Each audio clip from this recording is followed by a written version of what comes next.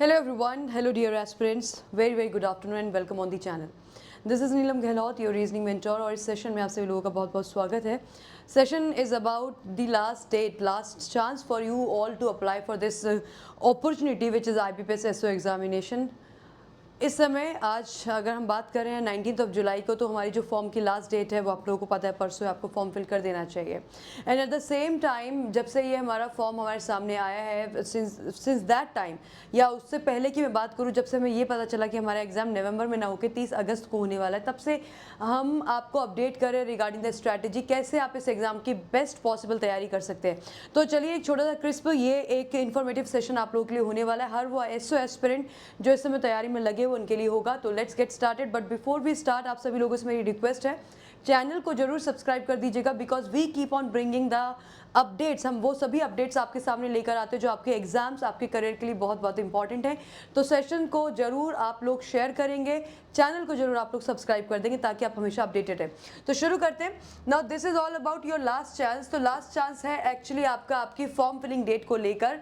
आपको पता है कि मेरा ये जो एसओ का एग्जामिनेशन है, जिसको हम बोलते हैं स्पेशलिस्ट ऑफिसर, इस एग्जाम में जो आपकी अगर एग्जाम डेट की बात की जाए, है ना, एग्ज़ाम डेट की बात कर लें या हम फॉर्म की लास्ट डेट की बात कर लें, तो फॉर्म की लास्ट डेट जो है वो है आपकी 21 जुलाई 2025. नाउ 21 जुलाई में कितना दिन, आज 19 है, तो आज और कल आप 21 जुलाई के भरोसे अगर आप बैठेंगे तो बहुत बड़ी गलती आप करेंगे. बहुत बार ऐसा होता है कि फॉर्म हम सबमिट नहीं कर पाते हैं, फोटो अपलोड नहीं कर पाते, कभी कुछ नहीं हुआ, कभी कुछ नहीं. तो please do not make this mistake. Form को आप या तो आज या फिर कल मैक्सिमम आप भर दीजिए. अपने आप को 21 तारीख के लिए आप इसको मत छोड़िएगा. Please don't make this mistake. दूसरी चीज़ अगर मैं बात करूं, तो ये जो फॉर्म है आपका 6 डिफरेंट पोस्ट के लिए निकाला जाता है. Agriculture field officer, HR officer, law officer, marketing, IT and राजभाषा अधिकारी. तो ये जो 6 की 6 पोस्ट है, इसमें से आपकी 3 पोस्ट ऐसे जिसमें ग्रेजुएशन रिक्वायर्ड है. यहाँ पे ग्रेजुएशन रिक्वायर्ड है, यहाँ पे ग्रेजुएशन रिक्वायर्ड है, यहाँ पे ग्रेजुएशन रिक्वायर्ड है. और अगर मैं बात करूँ आईटी की, तो यहाँ पे ग्रेजुएशन रिक्वायर्ड है. अगर एचआर की बात करें तो पोस्ट ग्रेजुएशन, देन मार्केटिंग की बात करें पोस्ट ग्रेजुएशन, और राजभाषा की बात करें तो पोस्ट ग्रेजुएशन. तो 3 पोस्ट इसमें ग्रेजुएशन डिग्री बेस्ड होती है और 3 ही पोस्ट आपकी पोस्ट ग्रेजुएट डिग्री बेस्ड होती है. इसका नाम है स्पेशलिस्ट ऑफिसर और इसका काम भी एक स्पेशल टास्क के लिए आपको यहाँ पे ज्वाइन करवाया जाता है या आपको जो है रिक्रूट किया जाता है. तो अगर कोई एग्रीकल्चर फील्ड ऑफिसर बनना चाहता है तो उसका जो ग्रेजुएशन, क्योंकि यहाँ पे डिग्री ग्रेजुएशन की मांगी, तो उसकी ग्रेजुएशन इसी रिस्पेक्टिव फील्ड में होनी चाहिए. तो आगे बढ़ेंगे. Now let's talk about the, ये है क्या पूरा एग्जामिनेशन और हमारे पास कितना टाइम है, कैसे तैयारी की जा सकती है इस बचे हुए टाइम में, और क्या हम तैयारी कर भी सकते हैं अगर हम आज स्टार्ट करें तो इस बारे में जरा थोड़ी बात करते हैं. फेज़ 1 आपका जो एग्जाम है वो क्वालिफाइंग है. इसको केवल आपको क्या करना है, क्वालिफाई करना है, यानी कि इसके मार्क्स नहीं जुड़ते. फेज़ 2 और इंटरव्यू के मार्क्स से आपकी बनती है फाइनल मेरिट. इससे बनती है आपकी क्या, इससे आपकी बनती है फाइनल मेरिट, राइट.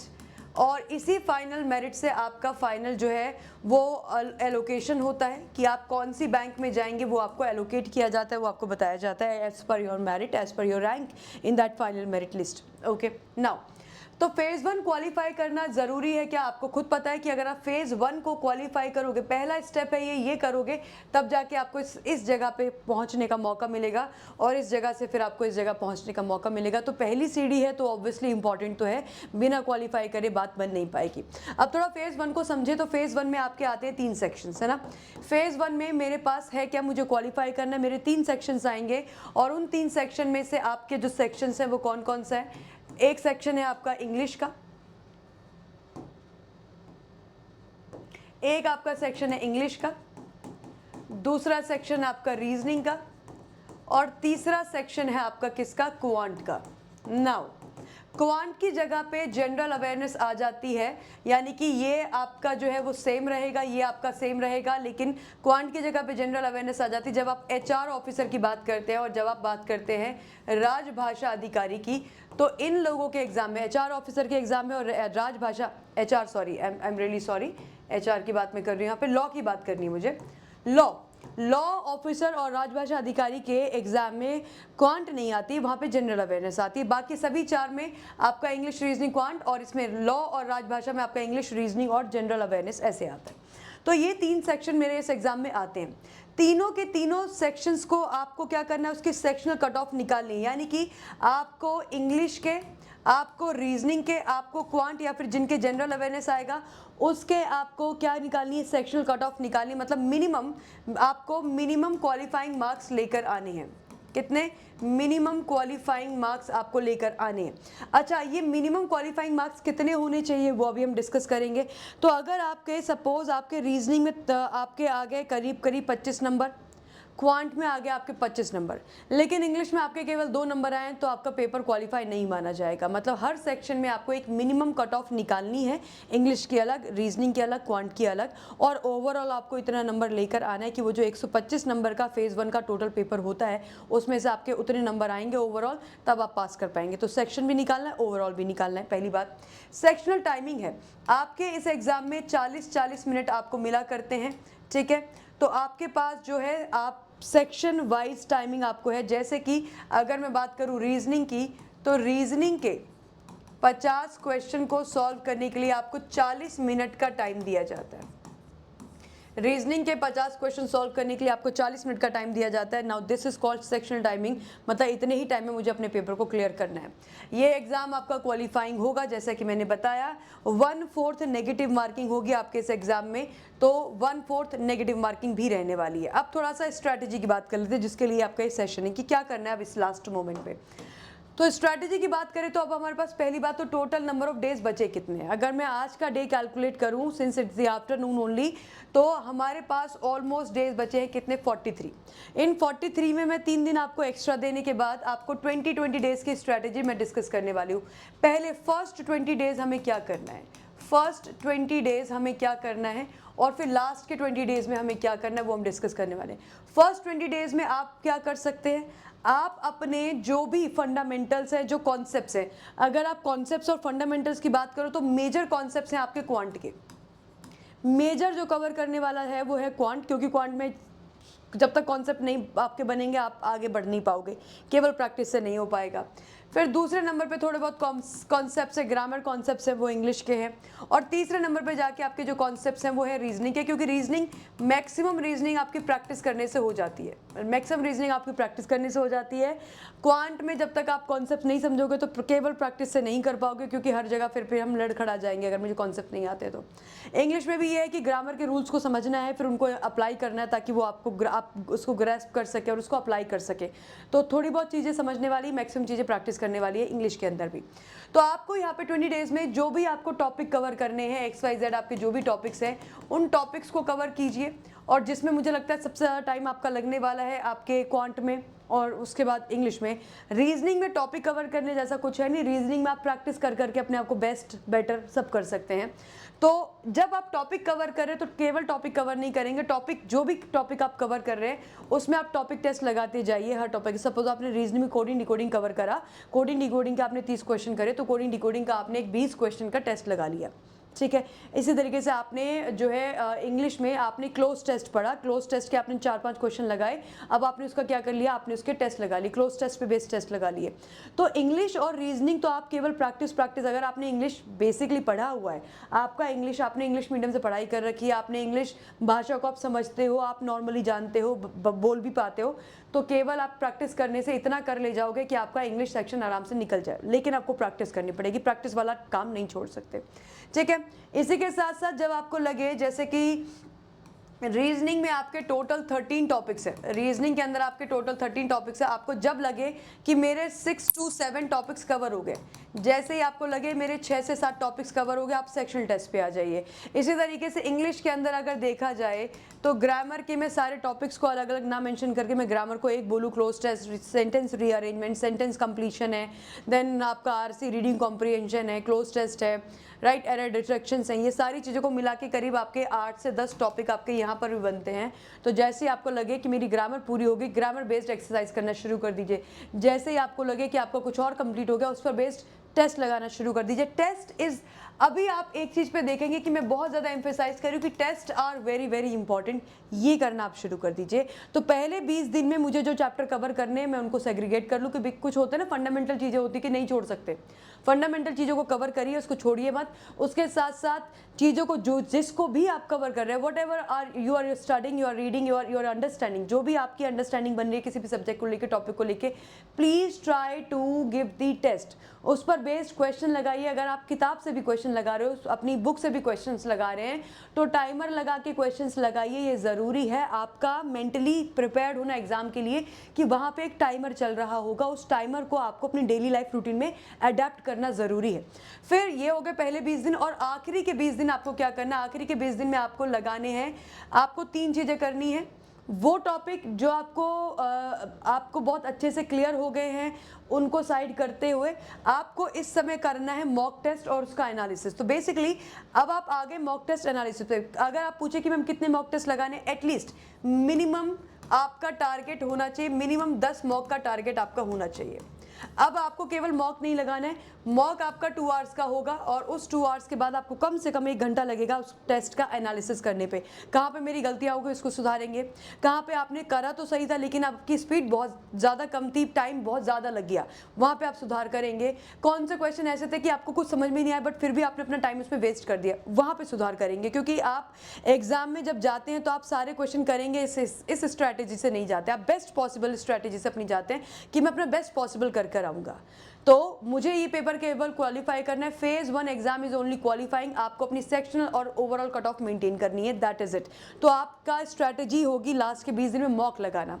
अच्छा, मॉक के साथ साथ ऐसा हो सकता है कि मैं मॉक में आ तो गई हूँ, मॉक तक मैं पहुँच तो गई हूँ, लेकिन मेरा क्वांट सेक्शन अभी भी बड़ा वीक है, मुझे क्वांट में वो कॉन्फिडेंस नहीं आ पा रहा है। तो क्वांट पे थोड़ा ज़्यादा स्ट्रेस डालोगे, थोड़ा ज़्यादा उस पर काम कर लोगे, या इंग्लिश मेरा अभी भी उतना अच्छा नहीं, उस पर ज़्यादा स्ट्रेस, उस पर ज़्यादा काम कर लोगे, तो ये समय आपका मॉक टेस्ट का होगा, एनालिसिस का होगा। जो टॉपिक आपको बार बार पता चल रहा है कि यार इस टॉपिक की बार बार गलतियाँ हो रही हैं, उस टॉपिक को आप रिवाइज कर लोगे। उसके साथ साथ आप क्या करेंगे, साथ ही साथ जो सेक्शन आपको अच्छा नहीं, उतना आपको कॉन्फिडेंस जिस सेक्शन में नहीं आ रहा है, तो सेक्शनल टेस्ट भी आप लगाएंगे। अब आप सोच रहे होंगे कि मैम आपने तो बहुत आसानी से ये बात बोल दी, लेकिन क्या हम ये कर पाएंगे? बिल्कुल कर पाएंगे, लेकिन उसके लिए कंडीशन है ना, उसके लिए कंडीशन है। कंडीशन क्या है? कंडीशन ये है कि आपका एक डेली रूटीन फॉलो होना चाहिए। आप में से बहुत सारे होंगे जो वर्किंग होंगे अभी इस समय, बहुत सारे होंगे जो केवल घर पे बैठ के तैयारी कर रहे हैं। जो घर पे बैठ के केवल तैयारी कर रहे हैं, यस आपके पास एक एज है, आप कहीं ना कहीं बाकी लोगों को पीछे कर सकते हैं क्योंकि आपके पास ज़्यादा समय है, लेकिन उस ज़्यादा समय का सही तरीके से इस्तेमाल आप करें तब। तो कंडीशन ये अप्लाई करती है कि आपका जो टाइमिंग है 19 जुलाई से 7 अगस्त तक का, ये पहले के 20 डेज़ हैं। इन 20 डेज़ में आपको ज़्यादा से ज़्यादा टाइम देना है। अगर मैं बोलूँ मेरे पास क्वांट है, मेरे पास रीजनिंग है, मेरे पास इंग्लिश है, ये 3 सब्जेक्ट हैं, इसको कम से कम 2 आवर्स आपका डेली देना ज़रूरी है, डेली, ठीक है। इंग्लिश आपको कम से कम 1.5 घंटा डेली देना ज़रूरी है, ठीक है, 1.5 आवर्स, राइट, या 1.5 आवर्स आप यहाँ डेली दीजिए। या इसकी बात करूँ रीजनिंग की, तो यहाँ पे भी आप चलो, यहाँ पे आप 1.5 आवर्स आप यहाँ पे दे दीजिए। ये कितने आवर्स हो गए? 2 and 3, ये आपके हो गए 3 और 2 5, टोटल 5 आवर्स तो आपके पर सब्जेक्ट जाएंगे, टोटल 5 आवर्स तो आपके पर सब्जेक्ट जाएंगे। ये क्या है? ये वो टाइम है जहाँ पे आप एक कॉन्सेप्ट पढ़ रहे हो, एक चीज़ को समझ रहे हैं और उसको समझने के बाद उसके क्वेश्चंस लगा रहे हैं। बार बार ध्यान देना मेरी एक बात पे कि क्वेश्चंस लगा रहे हो, क्वेश्चंस लगा रहे हो, बिना क्वेश्चन लगाए अपनी बात नहीं बनेगी। क्वेश्चन लगाना is an important element here, ठीक है। तो आपको ये टाइम, ये मिनिमम है, ये मिनिमम है।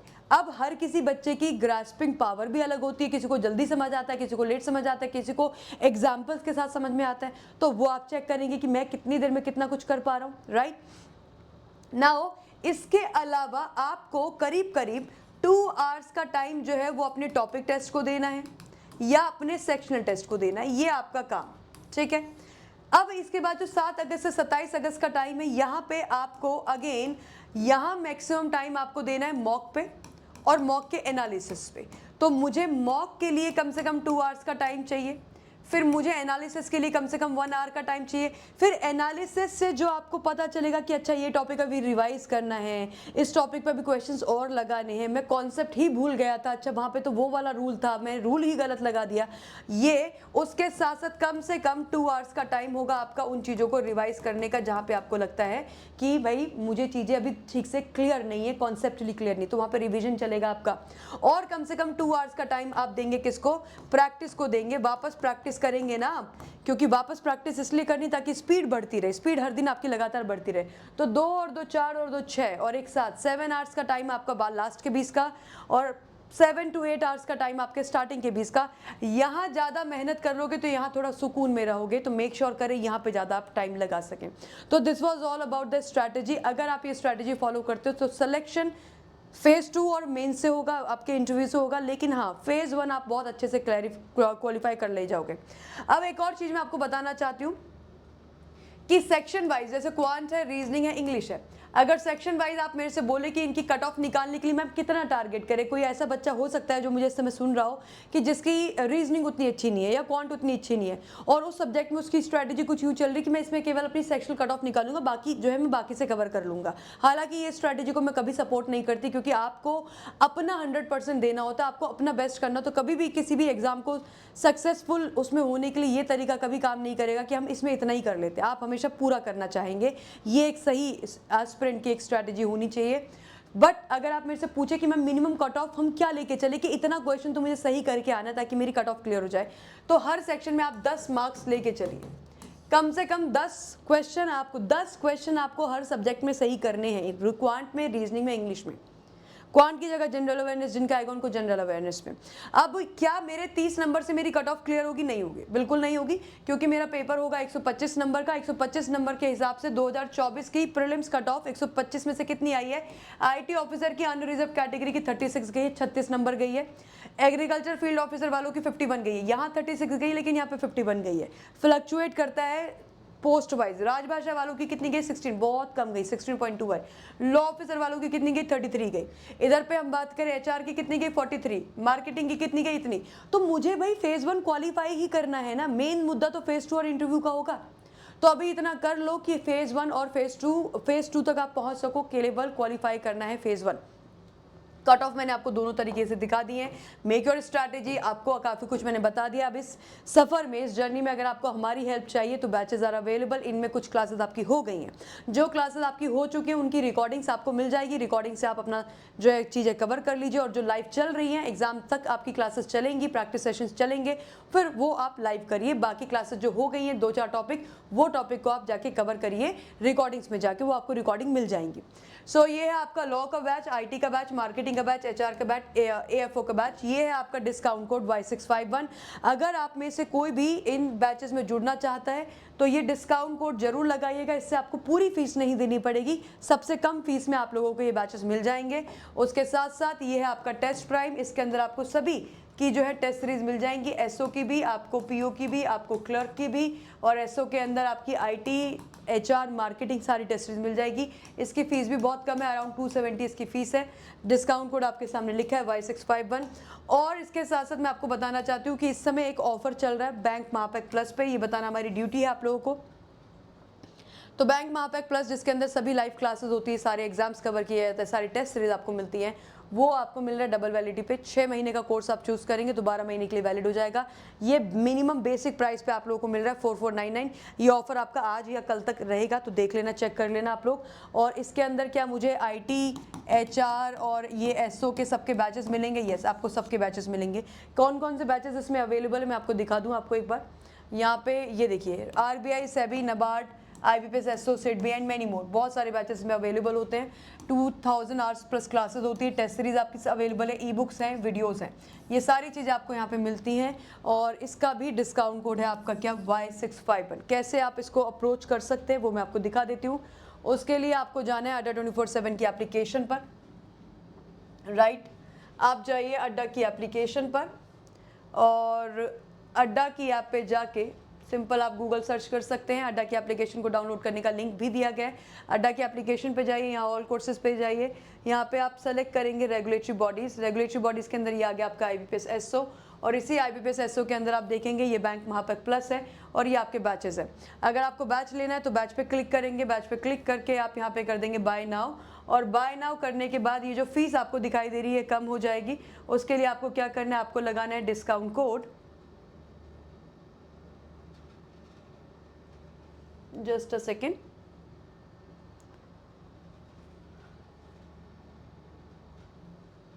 उसके लिए आप यहाँ पे लगा देंगे डिस्काउंट कोड जो मैंने आपको बताया है, विच इज़ Y651, और कर दीजिए अप्लाई। तो ये बैच आपका 2299 पे आ जाएगा। दिस इज़ 2299 एंड आज बैचेस में जुड़ सकते हैं। और बैच में जुड़ने के लिए बहुत लेट मत करिएगा, ठीक है, क्योंकि हर दिन आपके क्लासेस हो रही है, हर दिन आपका सिलेबस कवर करवाया जा रहा है। आप जितना लेट करेंगे उतने आपको रिकॉर्डिंग्स देखनी पड़ेंगी और वो एक कहीं ना कहीं बर्डन हमारे ऊपर क्रिएट करता है। So this is the discount code, that will be all for today session. I hope this was understood and this was meaningful to you. बाकी आपको कोई डाउट है, कहीं पर भी आपको हमारी हेल्प चाहिए, तो आप जरूर हमारे साथ कनेक्ट करिएगा कॉमेंट सेक्शन में। ऑल्सो मेरी एक फ्री क्लास आपके साथ होती है, वो होती है एट 12 PM अपने इसी चैनल पे, जिसमें मैं आपको रीजनिंग पढ़ा रही हूँ। अगर आप उस क्लास को भी डेली करते रहेंगे तो आपका रीजनिंग सेक्शन बहुत अच्छे से क्वालिफाई होने वाला है आपके एग्जाम में।